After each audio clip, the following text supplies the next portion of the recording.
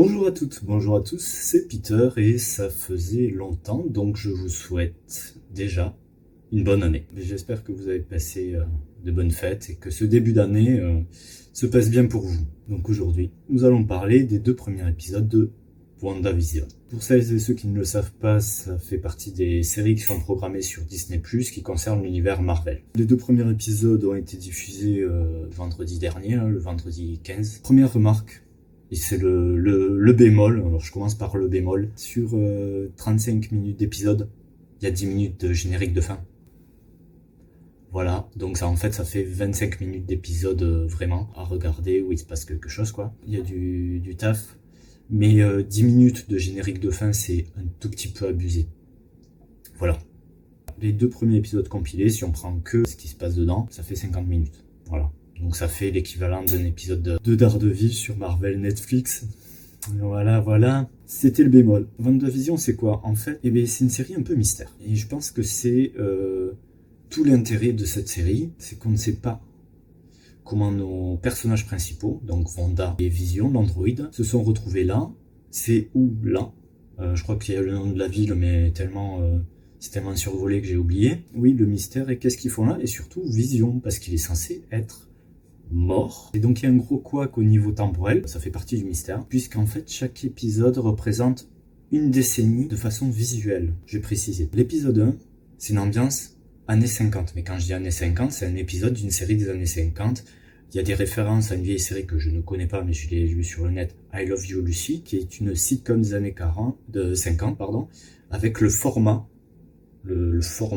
télé années 50 au lieu d'être en 16/9. Premier épisode, vu que c'est années 50, c'est tourné comme dans les années 50, c'est-à-dire qu'il y a 2 décors max. Il y a la maison de Wanda et Vision et le bureau où travaille Vision, puisque il peut se transformer en humain pour pouvoir vivre au milieu des humains et travailler. Nos 2 héros ne se rappellent pas pourquoi ils ont déménagé pour cette ville. Ils ne se souviennent de quasiment rien, quand est-ce qu'ils se sont rencontrés, dans quel contexte. Au 2e épisode, qui se passe du coup dans les années 60, déjà on a plus de décors, les personnages vont en extérieur, on est toujours sur du format télé, enfin vieille télé, bien carré, et en noir et blanc. Les 2 premiers épisodes c'est noir et blanc, et à la fin du 2e épisode, on passe en couleur, parce que on passe dans les années 70. Un truc assez intéressant, qui fait penser un peu à Twilight Zone, la 4e dimension. Wanda entend une voix qui vient des télévisions ou des radios.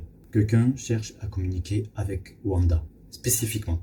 Vision n'est pas citée, c'est vraiment Wanda Maximoff qui est ciblée par une voix. Là où ça rajoute l'aspect dont je parlais de Twilight Zone, la 4e dimension, où le présentateur parlait directement aux téléspectateurs pour présenter l'épisode, mais même faisait de la narration au sein de l'épisode sans que les personnages puissent calculer sa présence, s'apercevoir de sa présence dans leur univers. À la fin du 2e épisode, il se passe 2 trucs importants. La première, c'est que Wanda et Vision voient un apiculteur, quelqu'un qui a une combinaison un peu spéciale, ou d'asthmate, une combinaison asthmate, sortir d'un égout entouré d'abeilles. Lorsque ce mec sort de l'égout entouré d'abeilles, il part au loin, et dans son dos on voit le sigle du sword, donc l'épée. Ça c'est un premier élément assez intéressant, sauf que il rejoue la scène, et au lieu de voir ça, Wanda tombe enceinte, enfin elle est enceinte, voilà. Il y a une coupe de plan, c'est comme si elle était enceinte d'un coup de 9 mois. Ce qui veut dire qu'au prochain épisode, à la fin du prochain épisode, le prochain épisode qui se passe dans les années 70, elle sera enceinte tout au long de l'épisode, et probablement qu'à la fin de l'épisode, elle va accoucher. Chaque épisode, c'est une décennie, donc la prochaine décennie, c'est années 70, celle d'après 80, donc normalement, quand on arrive au 8e épisode, le dernier, nous serons en 2020. Ce qui veut dire aussi que les enfants de Wanda vont grandir en accéléré, très probablement. Alors je vais pas vous spoiler, moi je sais que c'est des jumeaux, voilà, ce qu'ils adviennent des jumeaux, je vous laisserai le découvrir. Pour ceux qui s'y connaissent un peu plus, je pense que ça annonce peut-être une série ou un film, Young Avengers, donc les jeunes vengeurs. Alors, est-ce que ça vaut le coup? Si vous avez déjà un abonnement Disney+, profitez-en. Est-ce que ça vaut le coup de prendre Disney+, parce que pour l'instant, en contenu exclusif, ils ont The Mandalorian et WandaVision. Voilà. Moi, je l'ai pris pour la saison 2 de Mandalorian. Je suis abonné. Et donc, j'en profite pour me faire plaisir avec les séries Marvel et les films Marvel. Je me suis refait pendant les vacances la saga Star Wars. Mais je suis pas sûr. Je sais pas. C'est à vous de voir. Donc, à vous de décider. Je vais passer aux news. Parce que ça fait longtemps. Ça fait longtemps qu'on s'est pas parlé. Et qu'on s'est pas vu. Donc, les news. J'ai des annonces et des demandes à faire. Alors, bon, vous avez remarqué que vous le savez déjà, tout ce qui est culturel est un peu au point mort en ce moment et que c'est pas avec Roselyne Bachelot que les choses vont avancer. Petite parenthèse, du moment où ils ont annoncé Roselyne Bachelot à la culture, bon, moi j'ai 35 ans, je connais un peu Madame Bachelot, déjà qu'elle avait fait un carnage lorsqu'elle était au ministère de la Santé. La culture, c'était un message sous-jacent pour nous dire pas notre priorité, démerdez-vous. Les restaurateurs et les hôpitaux sont dans le même bateau. Bon, donc la culture, il n'y a pas grand chose à filmer puisqu'il se passe rien. Moi, je devais l'an dernier faire mon entreprise, démarrer mon entreprise. Au vu de ce qui s'est passé, non, je l'ai pas fait. Hein. Pas de suicide économique non plus, je suis pas débile. Au vu des événements, je suis très peu enthousiaste pour tout ce qui est de l'audiovisuel. Non, en règle générale, non, mais pour moi, j'ai pas. Voilà, j'ai 35. Je vais faire 35 ans. Le 9 février. Et est-ce que j'ai envie de me lancer dans une aventure aussi dangereuse quand on voit le traitement que le gouvernement ou le soutien que le gouvernement apporte aux gens qui travaillent dans la culture. Voilà. Donc ça, c'est un peu la parenthèse professionnelle. Donc c'était pour vous dire où ça en était. Puis surtout que bon, une vidéo c'est des heures de travail. J'ai fait un remake d'ailleurs, je crois en novembre ou décembre, de ma vidéo balade le long du canal de Ramonville. Et ça a fait très peu de vues, parce que je l'avais, en la revoyant, il y avait plein de trucs qui allaient pas, donc je l'ai refait. J'ai refait aussi dans la foulée celle des lanternes de Gaillac, que je vais sans doute publier bientôt. Mais voilà, une vidéo, c'est même une vidéo courte, c'est quand même des heures de travail. Quand ça fait 4, 10, je sais pas, même pas 10, enfin, ouais, quand il n'y a pas de vue, quoi, plus ça va, moi ça donne envie de faire des efforts. Donc, voilà, ça joue. Je dis pas allez tout liker, tout partager, mais faut y penser, quoi. Faut y penser que oui, il y a le côté se faire plaisir, créer quelque chose, mais si ce quelque chose n'est pas regardé, utilisé ou apprécié, bon, c'est des heures de travail un peu pour rien. Voilà, et ça motive pas.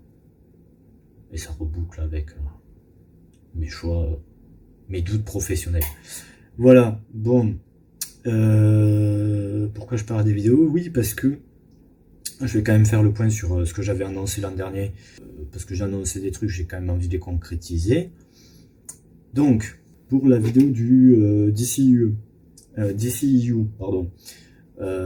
J'attends la Snyder Cut. Quand j'aurai vu la Snyder Cut, j'estime que j'aurai vu tout ce qu'il y a à proposer et je pourrais faire un minima d'analyse sur les films sortis. J'y inclurai Wonder Woman 1984, mais pas Bird of Prey, Harley Quinn and the Bird of Prey, parce que voilà. Et donc une fois que je ferai donc la critique du DCU, une fois que j'aurai vu la Snyder Cut. Dragon Tales, en cours de réécriture, j'ai tout repris parce que en fait c'était voilà, j'avais trop écrit, donc là je vais faire, ça fera des vidéos plus courtes sur des thématiques.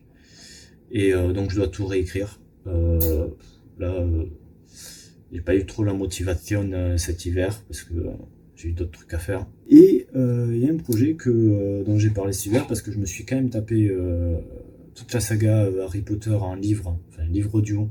Il y avait 3 que j'avais chez moi, donc je pouvais les lire en même temps que je les écoutais. Grosso modo, c'était bien, mais la coupe du feu, je l'ai eu en travers.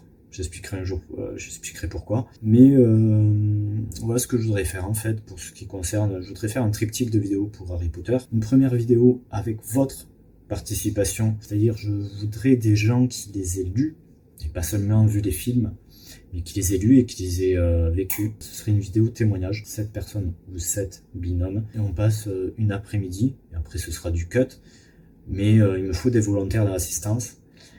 Voilà. Donc si vous n'avez pas peur de passer devant une caméra et que vous voulez parler pour mettre en avant ce que vous trouvez, ce que vous a apporté l'univers Harry Potter, le message est pour vous. Une deuxième vidéo facile, un top 7 pour classer les bouquins dans mon ordre de préférence. Et une troisième vidéo où voilà, je vais dire ce qui ne me convient pas. C'est pour ça qu'en amont, je préfère recueillir du positif, que vous me disiez pourquoi c'est à tel point fantastique. Je sens le drama. On peut pas dire que personne peut dire que c'est mauvais. Après de là à dire oui c'est génial, on peut pas ne pas aimer. Voilà, pour citer quelqu'un, j'ai failli sortir un point Godwin, hein, je le dis. Hein. Moi quand je vois tu n'as pas le droit de ne pas aimer ce que des millions de personnes aiment. Là, tu me tends une perche pour un point Godwin, t'as pas idée, quoi. Faut éviter les trucs un peu comme ça avec moi. Donc, première vidéo où vous témoignez de votre affection. Oui, des gens qui vivent donc sur Toulouse. Parce que je vis à Ramonville, à 10 minutes du centre-ville de Toulouse, tu vois, en métro. Donc, si tu vis au Nord-Pas-de-Calais, ça va être compliqué. Voilà. C'est pas que ton avis ne m'intéresse pas, c'est juste que ça va pas être faisable, en fait. Donc, des gens qui ont lu Harry Potter, qui vivent dans la région de toulousaine. Comment me contacter? L'espace commentaire de la vidéo. Sinon, il y a mon mail professionnel sur le à propos de la chaîne, sur la chaîne YouTube. Et pour mes amis, il y a Messenger et mon numéro de téléphone. Donc voilà, on le fera dans vos c'est moi qui viendrai avec le matos chez vous et on se fait des après-midi discussions. Plutôt témoignage, soit on se trouve un lieu, je m'arrangerai. Faites passer le message ou manifestez-vous. Donc un triptyque de vidéos prévu sur Harry Potter, une sur vos témoignages, avec vos témoignages, ce sera un top 7, et la dernière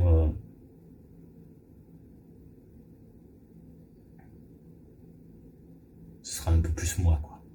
Bon. Je vous dis, je vous souhaite une bonne soirée, une bonne journée, un bon hiver de merde et à bientôt pour une prochaine vidéo. Ciao.